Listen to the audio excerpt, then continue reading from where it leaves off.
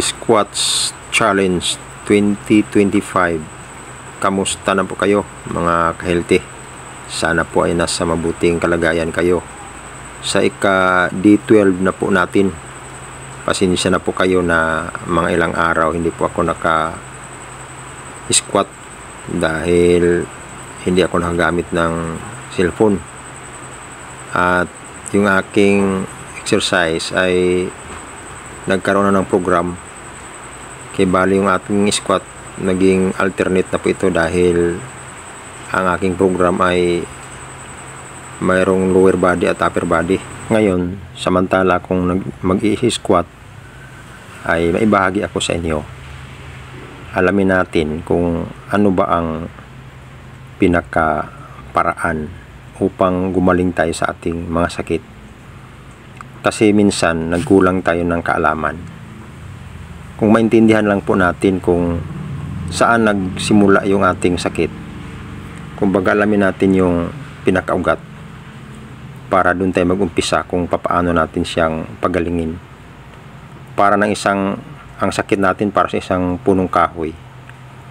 Kung ang sakit natin na parang isang punong kahoy at ang atin lang kinukuha yung bunga, may chance yan na magbunga pa rin ulit.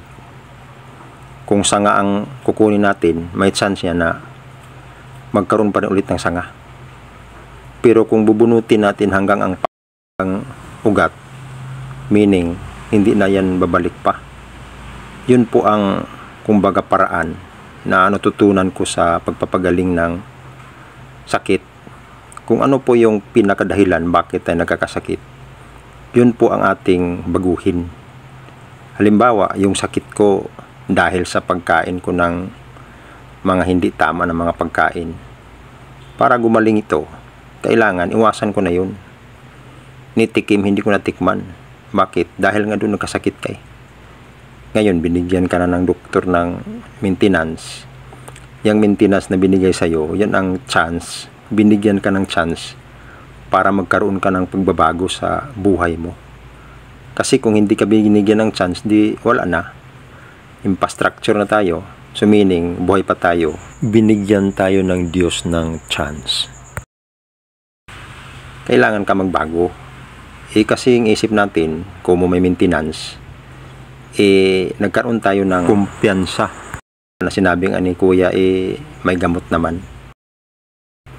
Dahil nagbigay na ng warning yon, kailangan ayusin mo na yung paraan mo sa yung pagkakasakit. Yun ang chance na ibinigay ng Diyos para magbago ka.